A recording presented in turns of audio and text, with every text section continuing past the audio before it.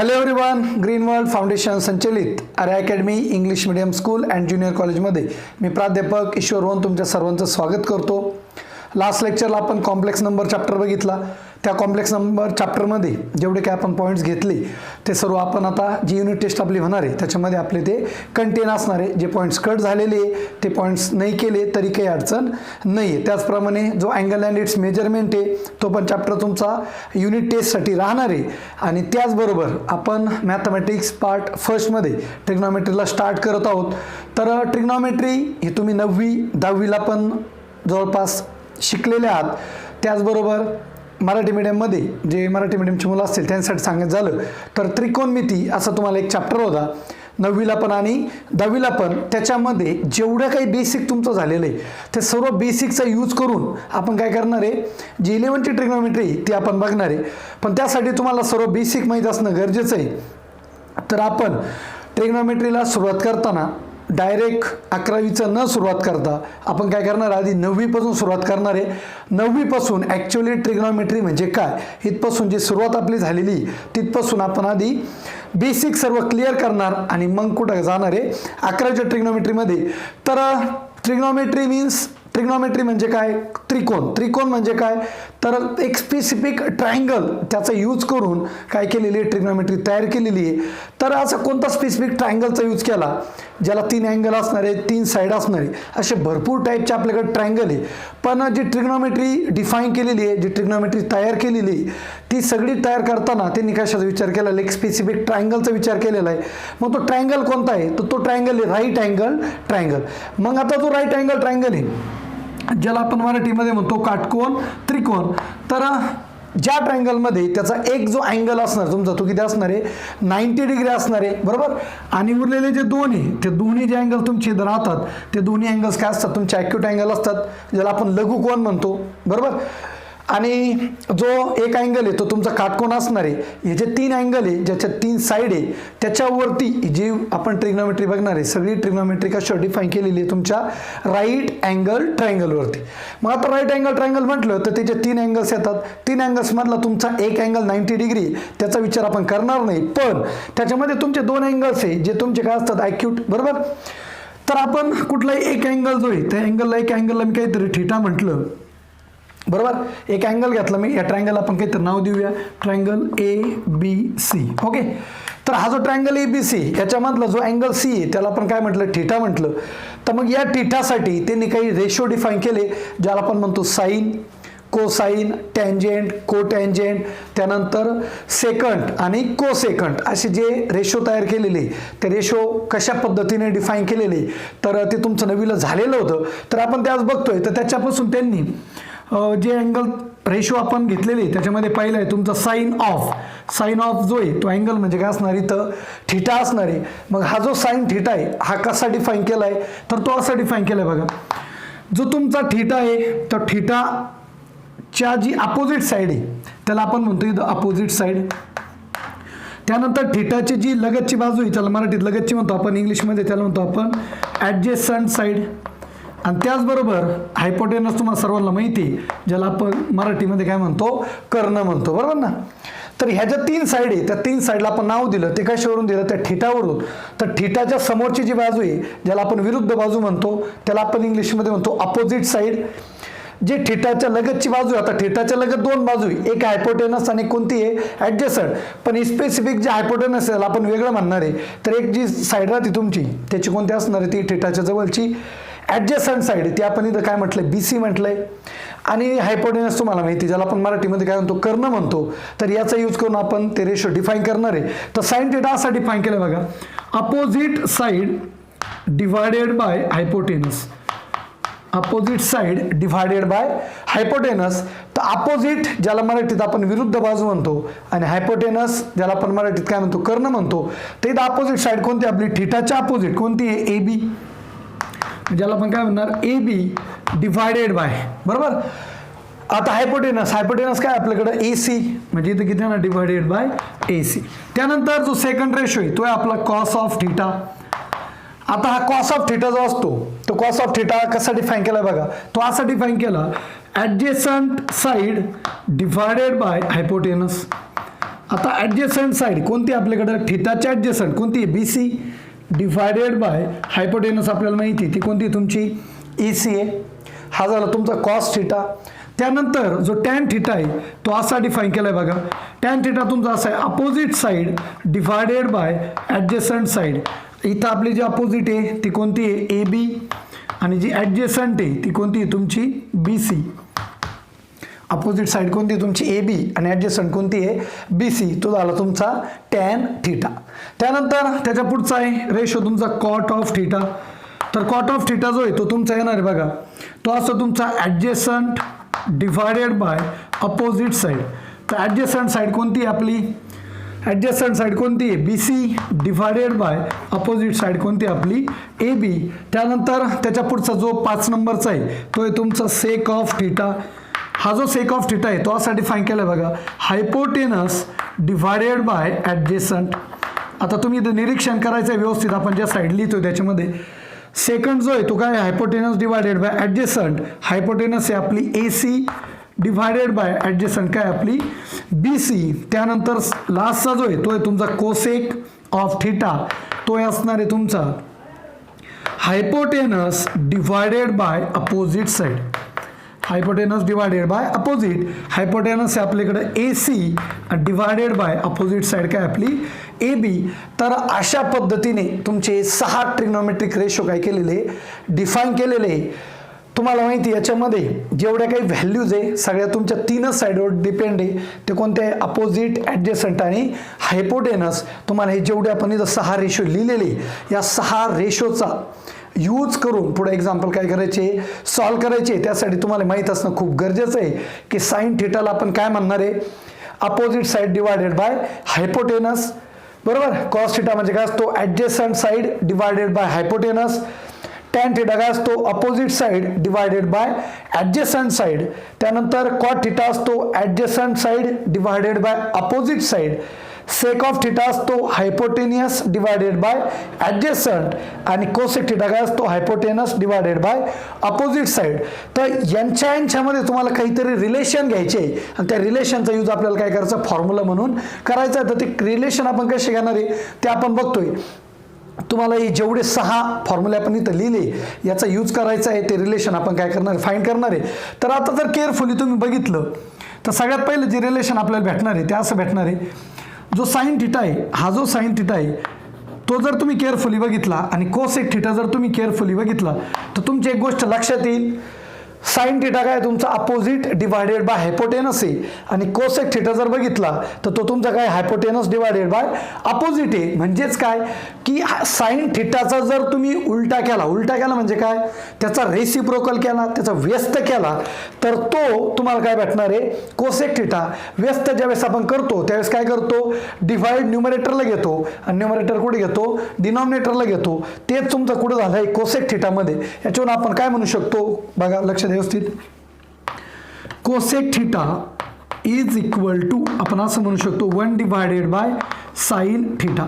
कारण जो cosec theta तुम्हाला भेटलाय तो कोणाचा रेसिप्रोकल भेटतो, साइन थिटाचा. म्हणजे 1 डिवायडेड बाय साइन थिटा जर केलं तर तुम्हाला कोण भेटणार आहे, कोसेक थिटा.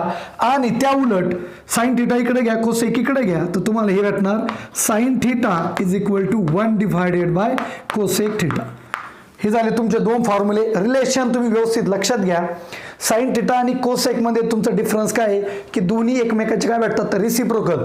म्हणजे याचा व्यस्त केला तर तुम्हाला हा भेटणार आणि याचा व्यस्त केला तर तुम्हाला काय भेटणार आहे, हा भेटणार आहे. याचाच अर्थ काय, cosec theta is equal to काय असणार आहे, व्यस्त केल्यावर 1 बाय साइन थिटा आणि साइन थिटा काय असणार आहे 1 बाय कोसेक थिटा. म्हणजे हे दोन्ही एकमेकाचे काय झाले, व्यस्त झाले, रेसिप्रोकल झाले, ज्याला आपण म्हणतो इनवर्स. ओके. आणि आता जर कोसेक थिटा इकडे मल्टिप्लाय केला तर अजून एक रिलेशन भेटणार, sine theta into cosec theta is equal to काय राहणार आहे 1. हा झाला तुमचा त्याच्यातला 3rd फॉर्म्युला. म्हणजे आपण फक्त ह्या दोन्हीमध्ये रिलेशन बघतोय, साइन थिटा आणि कोसेक मध्ये. त्याच्यावरून आपल्याला 3 रिलेशन भेटले. Cosec theta is equal to 1 by sine theta, sine theta is equal to 1 by cosec theta आणि sine theta into cosec theta is equal to 1. तर आता हे जे आपण बघतोय याचा संबंध डायरेक्ट कुठे येतोय, आयडेंटिटी मध्ये. जे तुमचं 9वीला रिअल नंबर चॅप्टरमध्ये तुमच्या आयडेंटिटी हा प्रकार झाला होता. त्याच्यामध्ये तुम्ही दोन आयडेंटिटी बघितल्या होत्या. एक होती तुमची ॲडिशनची आणि एक होती मल्टिप्लिकेशनची. त्याच पद्धतीने आपण जो कॉम्प्लेक्स नंबर घेतला त्यांच्या ज्यावेळेस आपण प्रॉपर्टीज बघितल्या त्यावेळेस त्याच्या ज्या प्रॉपर्टीज होत्या कोणत्या ॲडिशनसाठी आणि मल्टिप्लिकेशनसाठी त्याच्यानंतर आपण दोन प्रॉपर्टीज अशा बघितल्या होत्या बघा. एक बघितली होती आपण Z+0 is equal to Z आणि जी ॲडिशनसाठी होती याला आपण काय म्हटलं होतं आयडेंटिटी. व्यवस्थित केअरफुली बघा या तुम्ही ऑलरेडी बघितलंय. आणि 9वीला असताना जो रिअल नंबर चॅप्टर होता तुमचा वास्तव संख्या ते तुम्ही असं बघितलं होतं A+0 इज इक्वल टू ए आणि याला म्हटलं होतं आयडेंटिटी. तर आयडेंटिटी याला का बरं म्हटलं होतं तुम्हाला कुठलाही जर तुम्ही नंबर घेतला त्या नंबरमध्ये तुम्हाला असा नंबर ॲड करायचा की तुम्हाला जो नंबर घेतला तोच नंबर भेटला पाहिजे. तर तिथं आपण काय 0 जर ॲड केला तरच तुम्हाला घेतलेला नंबर भेटणार आहे. त्याला आपण काय म्हणतो आयडेंटिटी म्हणतो. पण त्याला कोणती म्हणतो ॲडिटेटिव्ह आयडेंटिटी म्हणजे ॲडिशनसाठीची. आणि एक बघितली होती आपण मल्टिप्लिकेशनची ती काय होती बघा. तर मल्टिप्लिकेशनसाठी आपण आयडेंटिटी अशी बघितली होती कॉम्प्लेक्स नंबरमध्ये Z×1 इज इक्वल टू किती झेड. तर झेडमध्ये असा कोणता नंबर मल्टिप्लाय केला तर तुम्हाला तोच नंबर भेटेल. मल्टिप्लिकेशनमध्ये त्याला म्हणतो आपण मल्टिप्लिकेटिव्ह आयडेंटिटी. याला पण आपण तिथं म्हटलं होतं आयडेंटिटी. म्हणजे ही कोणती आहे मग ही जो 1 आलाय हा 1 काय असणार तुमचा मल्टिप्लिकेटिव्ह आयडेंटिटी. मग हा जो आयडेंटिटी असतो याचा उपयोग काय होतो की जर कुठलेही दोन नंबर ज्यांचं मल्टिप्लिकेशन आयडेंटिटी भेटत असेल कुठलेही दोन नंबर ज्यांचं मल्टिप्लिकेशन आयडेंटिटी भेटत असेल त्याला आपण काय म्हणतो तर ते दोन नंबर जे ते काय असतात एकमेकाचे व्यस्त असतात. तर त्यासाठी आपण एक्झाम्पल बघूया. मी तुम्हाला आधी ते एक्सप्लेन करतो मग तुम्हाला ते इकडे कळत. तर लक्ष द्या व्यवस्थित.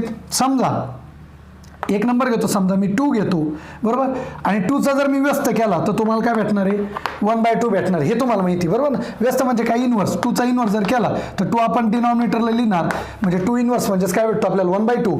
एक नंबर मी 2 घेतला आणि काय भेटला 1/2. आणि जर यांचं मल्टिप्लिकेशन मला 1 भेटत असेल तर मग हे दोन एकमेकाचे काय असतात व्यस्त असतात. बघू आपण चेक करू. आता दोन्हीचं मल्टिप्लिकेशन घेऊ 2 × 1/2. 2 कॅन्सल किती भेटणार तुम्हाला 1. आणि जर तुम्हाला 1 भेटत असेल तर याचा अर्थ काय की 2 आणि 1/2 हे एकमेकाचे काय इनवर्स आहे. त्यालाच आपण मराठीमध्ये व्यस्त म्हणतात किंवा त्याला आपण रेसिप्रोकल म्हणतो. तर 2 × 1/2 यांचं मल्टिप्लिकेशन जर 1 येत असेल तर याचा अर्थ काय की हे दोन्ही एकमेकाचे काय झाले रेसिप्रोकल झाले किंवा काय झाले इनवर्स झाले बरोबर. तेच रिलेशन आपण इकडे यूज करतो. लक्ष द्या. Sign theta into cosec theta यांची व्हॅल्यू किती येते 1 येते मल्टिप्लिकेशन. याचा अर्थ साइन थिटा आणि कोसेक थिटा हे एकमेकाचे काय झाले इनवर्स झाले व्यस्त झाले. त्याच्यावरून आपण हे दोन रिलेशन लिहू शकतो. कसे साइन थिटा तुम्ही तिकडे घेतला तर तुम्हाला कोसेक थिटा भेटतो तो भेटणार 1// साइन थिटा. आणि साइन कोसेक थिटा जर तिकडे घेतला तर sine theta is equal to काय भेटणार 1/ कोसेक थिटा. तर तुम्हाला एवढं लक्षात ठेवायचं की साइन थिटा आणि कोसेक थिटा हे एकमेकाचे काय व्यस्त आहे. आणि त्याच्यावरून तुम्हाला हे जे 3 रिलेशन आपण इथं लिहिले हे 3 रिलेशन तुम्हाला काय करता आले पाहिजे फाइंड करता आले पाहिजे. कारण याचा आपण पुढे एक्झाम्पल सोडवण्यासाठी काय करणार आहे वापर करणार. हे झालं तुमचं एक फक्त कोणासाठी साइन थिटा आणि कोसेक थिटा. त्याच पद्धतीने आपण पुढचं एक बघणार आहे. आता तुम्ही पुढचं जर व्यवस्थित केअरफुली बघितलं असेल तर लक्ष द्या व्यवस्थित. हा जो तुमचा कॉस थिटा आहे आणि इथं जो तुमचा सेक थिटा आहे लक्ष द्या व्यवस्थित.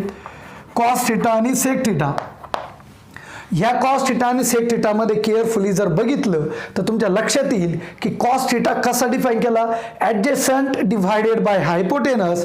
आणि जो सेक थिटा आहे तो काय डिफाईन केला हायपोटेनस डिव्हायडेड बाय ॲडजेसंट. म्हणजेच काय हे दोन्ही पण एकमेकाचे काय भेटतात व्यस्त भेटतात. त्याच्यावरून आपण काय लिहू शकतो लक्ष द्या व्यवस्थित. त्याच्यावरून आपण असं म्हणू शकतो cos theta is equal to 1// sec of theta and sec theta is equal to काय म्हणू शकतो आपण 1// कॉस थिटा. आणि दोन्हीचं जे मल्टिप्लिकेशन आहे जसं आपण साइन आणि कोसेक थिटासाठी बघितलं दोन्हीचं मल्टिप्लिकेशन म्हणजे हा जर इकडे मल्टिप्लाय केला तर sec theta into cos theta याच्या वेळेला आपल्याला किती भेटणार आहे 1. हे झाले तुमचे पुढचे पुन्हा 3 फॉर्म्युले. म्हणजे ऑलरेडी साइन आणि कोसेकवरून आपल्याला 3 भेटले. त्याचप्रमाणे कॉस आणि सेकवरून पुन्हा किती भेटले 3 भेटले. टोटल तुमचे झाले 6 फॉर्म्युले. आता आपण काय करणार आहे की पुढचा अजून एक रिलेशन आहे. पुन्हा केअरफुली बघा टॅन थिटा आणि कॉट थिटा. आता टॅन थिटा आणि कॉट थिटामध्ये जर बघितलं तर टॅन थिटा काय तुमचा अपोजिट डिव्हायडेड बाय ॲडजेसंट आणि कॉट थिटा काय तुमचा adjacent divided by opposite. Carefully जर बघितलं तर दोन्ही एकमेकाचे काय भेटतात, व्यस्त भेटतात. दोन्हीचा न्यूमरेटर डिनॉमिनेटर काय तुमचे चेंज होतात ते, बरोबर. म्हणजे दोन्ही एकमेकाचे काय झाले रेसिप्रोकल. त्याच्यातून आपण पुढचे रिलेशन लिहू शकतो. ते मी तर लिहितो बघा. तुम्ही असं म्हणू शकता tan theta is equal to 1 divided by cot theta. त्याचबरोबर तुम्ही असं म्हणू शकता cot theta is equal to 1 by tan theta. आणि दोन्हीचं जे मल्टिप्लिकेशन आहे, बरोबर ना, काय येणार ते tan theta into cot theta is equal to काय असणार आहे 1 असणार आहे. तर अशा पद्धतीने तुम्हाला जेवढे आपण हे 6 रिलेशन जे रेशो बघितले, कोणते sign, cos, tan, cot, sec आणि कोसेक यांच्या रिलेशनचा यूज करून आपण तुमचे टोटल जवळपास 9 फॉर्म्युले काय केले, कॅल्क्युलेट केले. तर इथपर्यंतच आपलं संपलेलं नाही. अजून आपल्याला एक रिलेशन बघायचं. ते रिलेशन काय ते आपण आता बघूया. आता जर तुम्ही बघितलं असेल तर मी काय करतो, साइन थिटा आणि कॉस थिटा यांचे डिव्हिजन घेतो.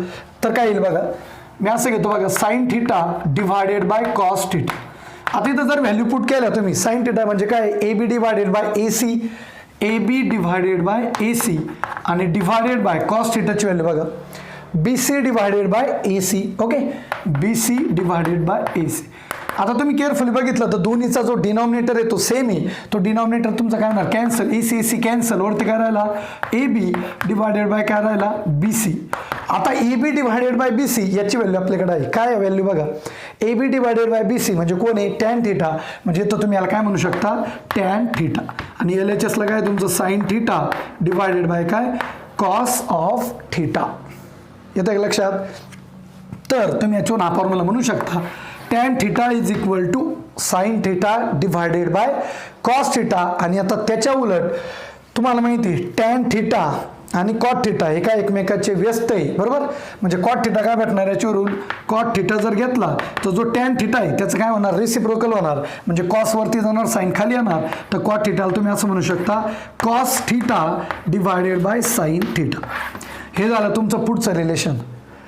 आपण फक्त 6 रेशो लिहिले. ट्रायंगल घेतला, ट्रायंगलच्या 3 साइड, एक थिटा घेतला, थिटाचे एक अपोजिट, ॲडजेसंट, हायपोटेनस. त्या ट्रायंगलवरून राईट अँगल ट्रायंगलवरून आपण काय केलं, एक 6 ट्रिग्नोमेट्रिक रेशो डिफाईन केले. आणि त्या 6 ट्रिग्नोमेट्रिक रेशोचा यूज करून साइन कोसेक मधलं रिलेशन फाइंड केलं. ते तुम्हाला 3 रिलेशन भेटले. Cosec theta is equal to 1 by sine theta, sine theta is equal to 1 by cosec theta आणि sine theta into cosec theta is equal to 1. ते 3 relation. त्याचबरोबर cos theta आणि sec theta यांच्यामध्ये आपल्याला 3 रिलेशन भेटले. Cos theta is equal to 1 by sec theta, sec theta is equal to 1 by cos theta आणि sec theta into cos theta is equal to 1. त्याचबरोबर tan आणि cot मध्ये पण तुम्हाला 3 रिलेशन भेटले. काय, टॅन थिटा म्हणजे काय असतो 1 by cot theta, cot theta म्हणजे काय असतो 1 बाय टॅन थिटा. आणि दोन्हीचं मल्टिप्लिकेशन काय भेटतं तुम्हाला 1, कारण ते दोन्ही एकमेकाचे काय व्यस्त आहे. तुम्हाला इथं फक्त 3 कंडिशन लक्षात ठेवायच्या. एवढे जे फॉर्म्युले तुम्ही ऑब्टेन करू शकता. तुम्हाला कुठल्याही प्रकारे इथं पाठ करण्याची काही गरज नाही आहे. तुम्हाला फक्त एवढं लक्षात ठेवायचं की साइन आणि कोसेक एकमेकाचे व्यस्त आहे. म्हणजे त्यांचं मल्टिप्लिकेशन किती राहणार आहे 1. याच्यावरून तुम्ही हे 2 फॉर्म्युले फाइंड करू शकता. कोणतं इथलं साइन आणि कोसेक यांचं मल्टिप्लिकेशन किती 1 आहे. तर तुम्ही कोसेक थिटा फाइंड करताना साइन थिटा तिकडे घेतला तर कोसेक थिटा काय भेटतो 1 बाय साइन थिटा. आणि कोसेक थिटा जर तिकडे घेतला तर sine theta is equal to काय भेटतो 1 बाय कोसेक थिटा. म्हणजे तुम्हाला इथं फक्त एवढं लक्षात ठेवायचं की साइन आणि कोसेक हे दोन्ही एकमेकाचे काय इनवर्स आहे, व्यस्त आहे. दोन्हीचं मल्टिप्लिकेशन ऑलवेज किती असतं 1 असणार आहे. तर याच्यावरून तुम्ही वरचे 2 रिलेशन फाइंड करू शकता. त्याचप्रमाणे कॉस आणि सेक हे पण एकमेकाचे काय असतात रेसिप्रोकल असतात, इनवर्स असतात. तर त्यांचं पण मल्टिप्लिकेशन किती भेटणार आहे 1. त्याच्यावरून तुम्ही फाइंड करू शकता. सेक थिटा मल्टिप्लाय तिकडे जाऊन डिवाइड केला तर cos theta is equal to काय भेटणार 1 डिवाइडेड बाय सेक थिटा. आणि कॉस थिटा मल्टिप्लायचा तिकडे डिवाइड केला तर sec theta is equal to काय भेटणार 1 बाय कॉस थिटा. त्याचप्रमाणे टॅन आणि कॉट हे एकमेकाचे काय व्यस्त आहे. तुम्हाला एवढंच लक्षात ठेवायचं. त्याच्यावरून दोन्हीचं मल्टिप्लिकेशन किती असणार आहे 1 असणार आहे. त्याचप्रमाणे तुम्ही असं लिहू शकता कॉट जर तिकडे घेतला तर टॅन थिटा येणार 1 बाय कॉट थिटा आणि टॅन जर तिकडे घेतला तर कॉट थिटा काय भेटणार 1 बाय टॅन थिटा.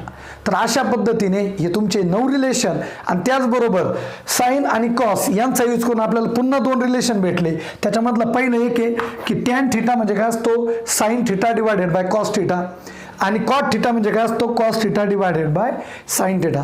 एवढे फॉर्म्युले जर तुम्ही केअरफुली लक्षात ठेवले तर तुम्हाला याचा पुढं भरपूर यूज करायचा आहे. भरपूर म्हणण्यापेक्षा जोपर्यंत मॅथमॅटिक्स तुमचं राहील फिजिक्समध्ये पण आणि मॅथमध्ये, तोपर्यंत तुम्हाला हे सर्व फॉर्म्युले यूज करायचे. हे तुमचं ऑलरेडी 9वी आणि 10वीला झालेलं आहे, बरोबर.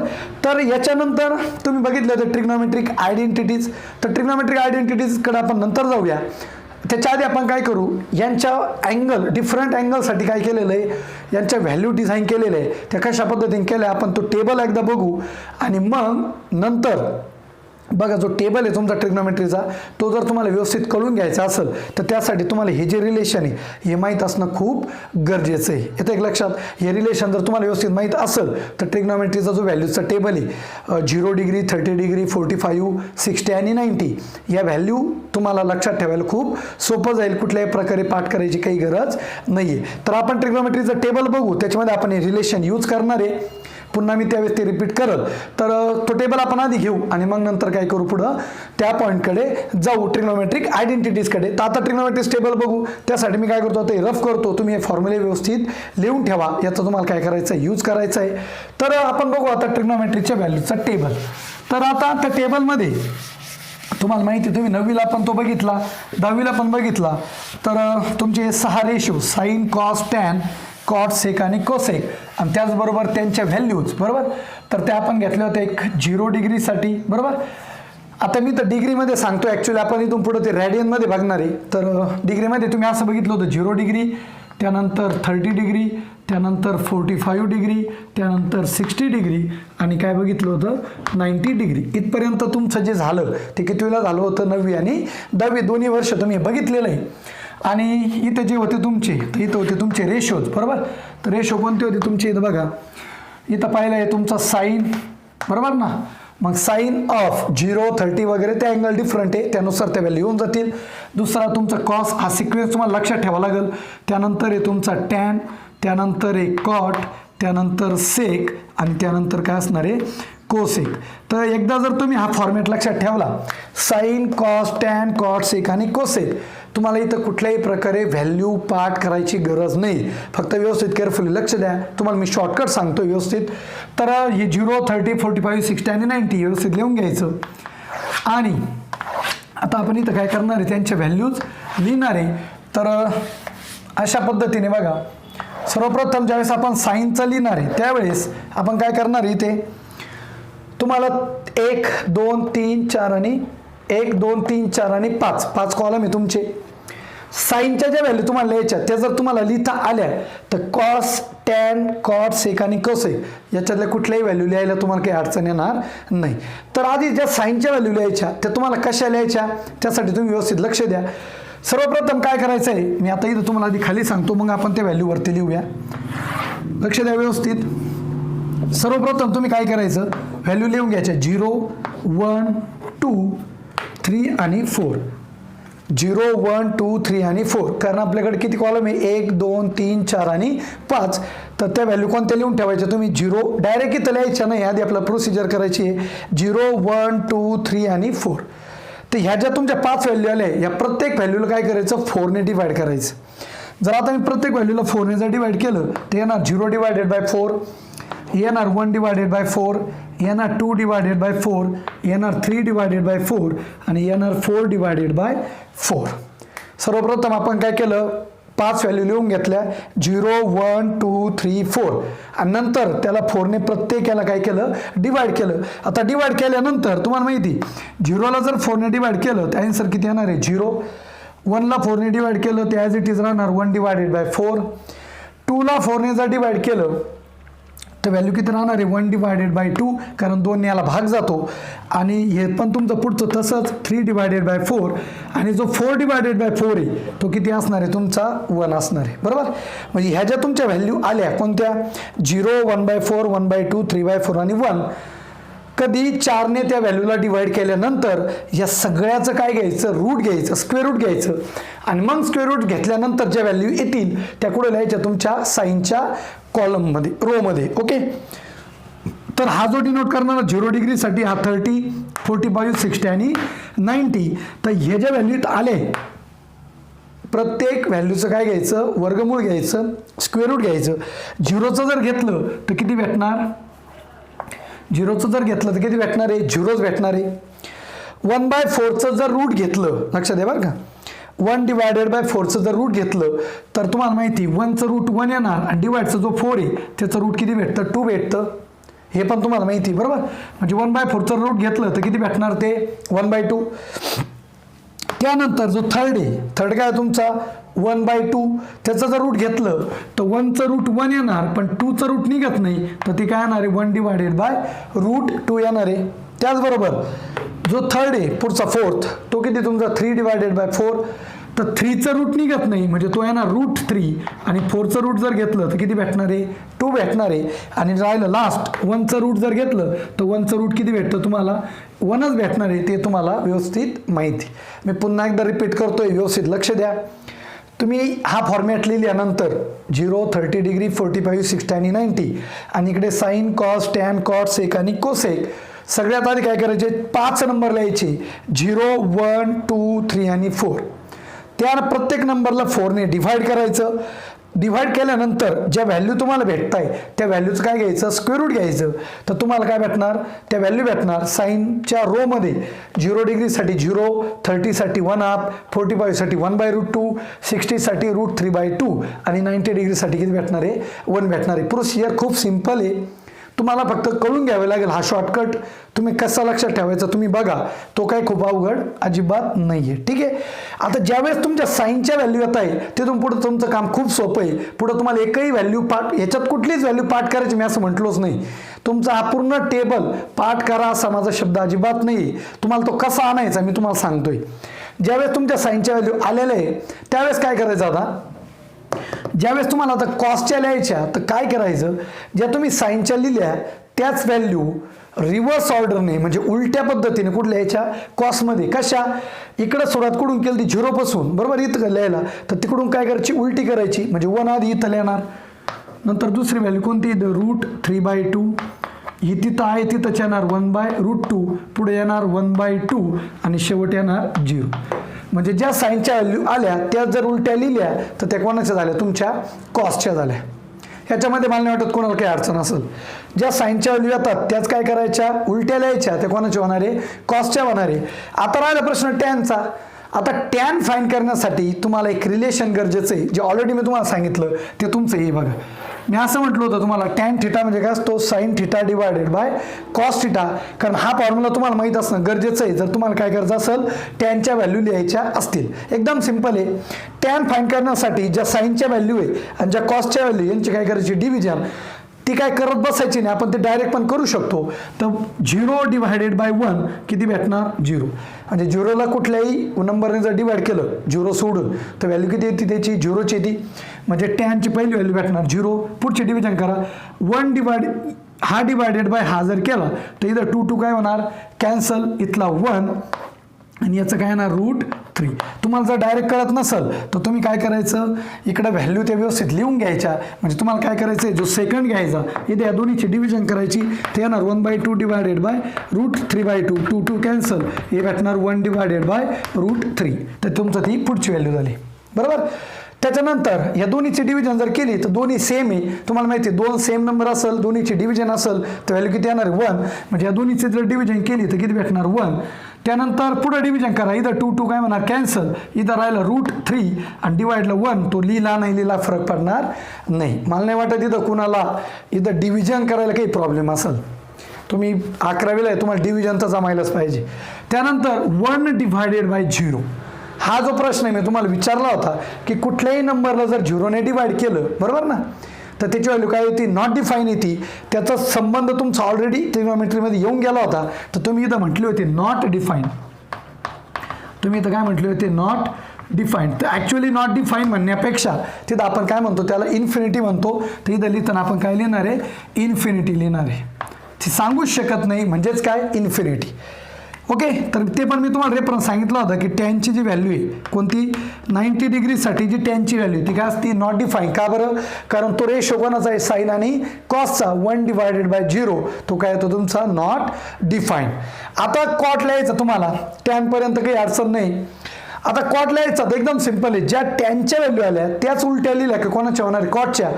किंवा तुम्ही काय करू शकता, कॉट म्हणजे काय असतो, कॉस बाय साईन, त्याचा जरी यूज केला तरी काही हरकत नाही आहे. पण ते करण्यापेक्षा सिंपल आहे, ज्या टॅनच्या व्हॅल्यू आल्या त्यांच्या काय करायच्या, रिव्हर्स लिहायच्या.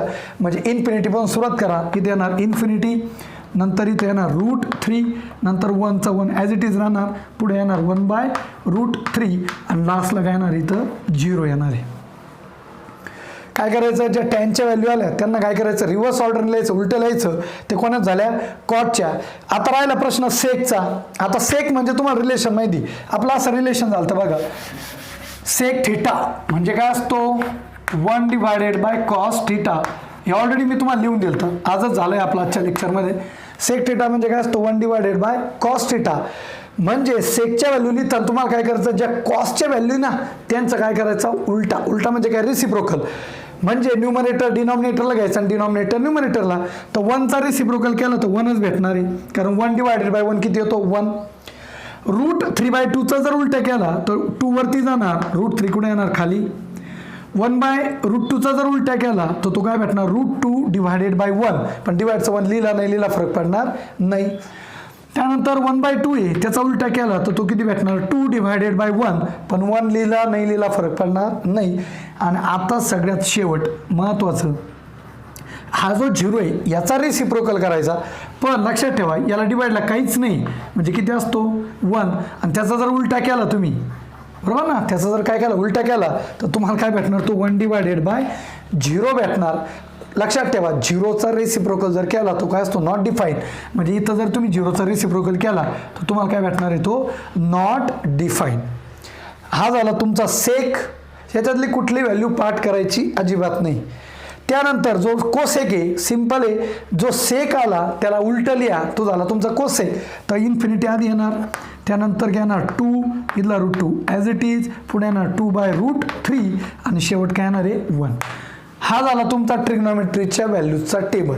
याच्यातली कुठली व्हॅल्यू माझी पण पाठ नाही आणि मी ती केली पण नाही. तुम्हाला हा टेबल तयार करता आला पाहिजे, तुम्हाला ते व्हॅल्यू आणता आले पाहिजे. पाठ करण्यापेक्षा तुम्ही जर ही ट्रिक लक्षात ठेवली तर तुम्हाला ती लाईफ टाईम लक्षात राहील, कधी तुम्ही फॉर्म्युले विसरणार नाही. आणि जर पाठ केले तर 100% तुमचं कन्फ्युजन होणार आहे. कारण इथं तुम्ही जर बघितलं तर ठराविक व्हॅल्यू आहे, त्याच पुन्हा पुन्हा रिपीट होत आहे. तुम्ही कुठलीही व्हॅल्यू स्पेसिफिक क्लिअर सांगू शकत नाही. त्यामुळे तुम्हाला फक्त इथं रिलेशन लक्षात ठेवताना साईनच्या व्हॅल्यू पहिला आणणं खूप गरजेचं आहे. त्याच्यासाठी मी शॉर्टकट तुम्हाला सांगितला, 0, 1, 2, 3, 4 नंबर लिहायचे. त्या प्रत्येक नंबरला 4ने डिव्हाइड करायचं. डिव्हाइड केल्यानंतर जे येईल त्याचं काय घ्यायचं, स्क्वेअर रूट घ्यायचं. त्या व्हॅल्यू कोणाच्या झाल्या, साईनच्या. त्याच उलट्या लिहिल्या म्हणजे कोणाच्या झाल्या, कॉसच्या झाल्या. राहिला प्रश्न खाली टॅनचा. तर टॅनसाठी काय करायचं, साईन आणि कॉसची काय करायची, डिव्हिजन, त्यांचा भागाकार करायचा. भागाकार केल्यानंतर तो डायरेक्ट करत चला तर तुम्हाला कोण भेटेल, टॅन. बरोबर. टॅन भेटल्यानंतर त्याचा उलटा केला का कोण भेटतो, कॉट. बरोबर. नंतर तुम्हाला फाइंड करायचं सेक. सेक म्हणजे काय असतो, 1/cos थिटा. हे रिलेशन तुमचं ऑलरेडी झालेलं आहे. तर तुम्ही काय करायचं, कॉस आहे त्या प्रत्येक नंबरचा काय करायचा, रेसिप्रोकल करायचा. व्यस्त म्हणजे 1चा व्यस्त 1च येणार. याचा उलटा केला काय करायचा, छेद अंशाला घ्यायचा, अंश छेदाला घ्यायचा. म्हणजे न्यूमरेटर डिनॉमिनेटरला, डिनॉमिनेटर न्यूमरेटरला. ते तुम्हाला माहिती आहे. फक्त प्रश्न कोणाचा, 0चा. तर 0ला डिव्हाइडला काहीच नाही, म्हणजे किती असतो 1. आणि त्याचा रेसिप्रोकल केला तर तो काय येतो, 1/0 येतो. पण 1/0ची व्हॅल्यू काय येते, नॉट डिफाईन. ते तुम्हाला माहिती आहे. तर शेवटची व्हॅल्यू काय येते, नॉट डिफाईन. आणि कोसेक लिहिताना काय करायचं, जेवढे व्हॅल्यूज तुमचे आले त्याचं काय करायचं, उलट्या लिहिल्या म्हणजे तुमच्या काय झाला, कोसेक झाला. तर तुम्हाला ह्या टेबलचा यूज कसा असणार आहे, तुम्हाला कुठेही पण व्हॅल्यू फाइंड करायला विचारतात, तुम्हाला काहीतरी व्हॅल्यू देतात, एक रिलेशन देतात, जे 9वीला एक्झाम्पल तुमच्या आत्ता बुकमध्ये असतील. तुम्ही 9वी 10वीची बुक जर बघितली तर 9वीला पण आणि 10वीला पण ते एक्झाम्पल सॉल्व्ह करण्यासाठी तुम्हाला ह्या व्हॅल्यूज माहीत असणं खूप गरजेचं आहे. आणि त्या जर व्यवस्थित माहीत असेल तर तुम्ही पुढे एक्झाम्पल काय करू शकता, सॉल्व्ह करू शकता. आजच्या लेक्चरला जेवढं आपलं झालं आहे त्याच्यामध्ये पहिलं आपण बघितलं ट्रिग्नॉमेट्री कशी डिफाईन केली. ट्रायंगलवरती एक स्पेसिफिक ट्रायंगल घेतला, राईट अँगल ट्रायंगल. त्याच्या ज्या 3 साईड आहे, बरोबर ना, थिटावरती डिपेंड आहे. थिटाच्या अपोजिट, ॲडजस्टंट आणि हायपोटेनस. त्याच्यावरून आपण 6 ट्रिग्नॉमेट्रिक रेशो डिफाईन केले, साईन, कॉस, टॅन, सेक आणि कोसेक आणि कॉट. बरोबर. हे जे 6 रेशो डिफाईन केले त्याच्यामध्ये आपण रिलेशन बघितले. तर रिलेशनमध्ये आपल्याला काय आढळलं की साइन आणि कोसेक एकमेकाचे काय आहे रेसिप्रोकल आहे, म्हणजे दोन्हीचं मल्टिप्लिकेशन किती असणार 1, किंवा एकाला आपण दुसऱ्याच्या रेसिप्रोकलमध्ये लिहू शकतो. तिथं आपण फॉर्म्युला आले साइन थिटा म्हणजे काय 1 divided by cosec, cosec theta म्हणजे काय भेटला 1 डिवायडेड बाय साइन थिटा. त्यानंतर दोन्हीचं मल्टिप्लिकेशन म्हणजे sign theta into cosec theta, तो किती भेटला आपल्याला 1. ते 3 रिलेशन आपण बघितले. त्याचप्रमाणे आपल्याला असं लक्षात आलं की कॉस थिटा आणि सेक थिटा हे पण दोन एकमेकाचे काय रेसिप्रोकल आहे, व्यस्त आहे, इन्व्हर्स आहे, त्यांच्या पण आपल्याला 3 रिलेशन भेटले. त्याच पद्धतीने टॅन आणि कॉटचं पण.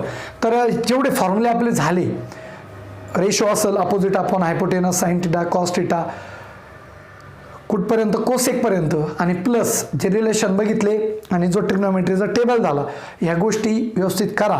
याच्यानंतरच्या लेक्चरला आपण काय करणार आहे, ट्रिग्नोमेट्रिक तुमच्या त्या आयडेंटिटीज वगैरे जे आले पुढचे जे फॉर्म्युलेशन आहे ते फॉर्म्युलेशन आपण काय करू पुढच्या लेक्चरला बघू. जेवढं आजच्या लेक्चरला झालं ते व्यवस्थित बघा.